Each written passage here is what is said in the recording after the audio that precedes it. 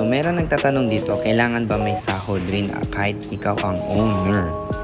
Para sa akin, depende siya sa sitwasyon nyo. Ngayon kung nagsisimula ka lang, huwag mo nang gawing komplikado. Lahat ng kikitain mo sa'yo na yan. Pero don't forget yung mga gastusin mo. Mamaya kinuha mo lahat, wala ka na pampuhunan sa next mo. So kung nagsisimula ka lang at maliit ka lang, or maybe part-time lang to, tuwing weekend mo lang ginagawa, or online lang to, wag mong kakalimutan yung mga ginastos mo o expense, and then minus yung puhunan, and then yung benta. Pag minus mo lahat yun yung kita mo. Ngayon, pwede mo na i-take home yun kung wala ka naman balak mag-reinvest at buhay ka na doon sa current situation mo. Pero pwede ka rin naman magtira ng konti. Kunyari, ang kinita mo 1,000. So, half nun, bahala ka na, gawin mong reward sa'yo. Bibili ka ng pagkain, bili ka ng mga takoyaki, o kung ano man yung kinikrave mo. Yung 500, itabi mo rin para pang-reinvest mo. Ibig sabihin, kung dati puhunan mo 1,500 plus 500 ngayon, magiging 2,000 na siya. Hanggang sa maipon na siya. Ngayon, kung gusto mo naman merong pang sahod kahit ikaw yung owner, para sa akin, darating lang to kapag medyo may 2 o 3, maybe more na location ka na, tapos may mga tao ka na nagbabantay. Kasi ikaw naman yung parang manager nila. In a way yung owner manager, parang ganun siya, di ba? So, nagkakasahod ka kasi may oras ka rin kinakain, di ba? Kasi yung kikitain ng business, sa business yun. Yung sahod mo, kapag ganung level ka na, may 3 o maybe 5 location ka na, tapos ang ginagawa mo na lang, maybe ikaw din in charge mag-deliver. Tapos, or ikaw na yung nag-check sa kanila, nagsusupervise. Para yun yung pera mo as a reward to yourself. Yun yung pangsahod mo. Kasi kailangan din natin mabuhay, di ba? Yun yung pambayad mo sa postpaid mo, pambayad mo sa internet sa bahay, pambayad sa renta, kuryente, maybe gas na sa yung kotse. And then yun yung pangkain mo rin. Tapos yung kikitain ng business mo, yung lump sum nun, yun yung panggastos mo ulit sa next na mga puhunan mo ulit. And then, siguro maybe kada quarter, kada half year, kada annually, pwede ka nang kumuha dun. Pero huwag mo pa rin lahatin kasi pag naubos yan, ay hindi mo alam ano mangyari sa future. The best talaga din, meron kang 3 to 6 months na emergency funds. Kunyari biglang nalugi o biglang nagka-pandemic ulit, meron kang emergency funds na pangsahod sa tao kahit mahina, kahit lugi.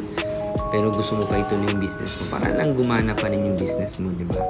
Kasi minsan meron lang drought, di ba? Meron lang katuyuan, 1 month, 1 week, 2 months. Tapos after nun, nalagpasan mo na ulit. Di tuloy-tuloy na naman ulit.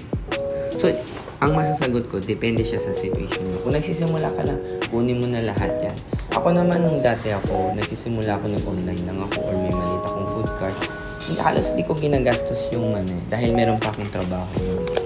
So, yung trabaho mo, yun yung gamitin mo pang gastos. Ito naman sideline mo, meron ka tindera, part-time lang to para sa'yo. Yung kinikita mo sa food cart, ipunin mo lahat.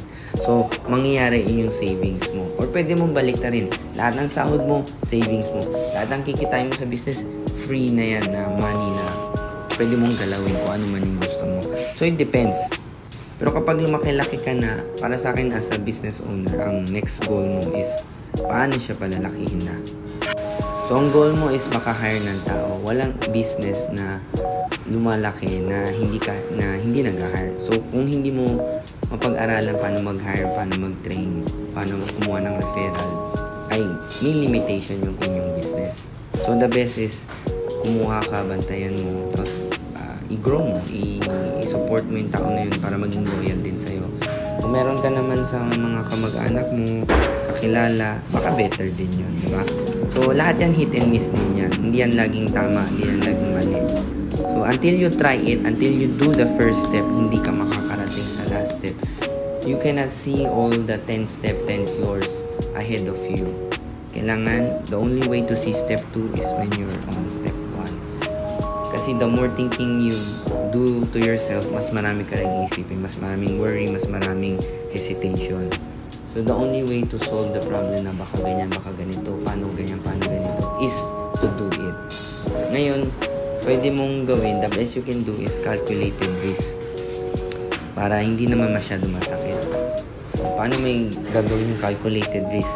The best na makokontrol natin is not the sale. Hindi mo alam kailan dadami tao, Hindi mo alam kung marami bang bibili sa'yo, lalo na kung first time mo. Pero ang makokontrol mo ay expense. So, mamili ka ng rent na maganda naman para sa'yo, expense na para sa'yo na utility, mga salary, mga gastusin, gas.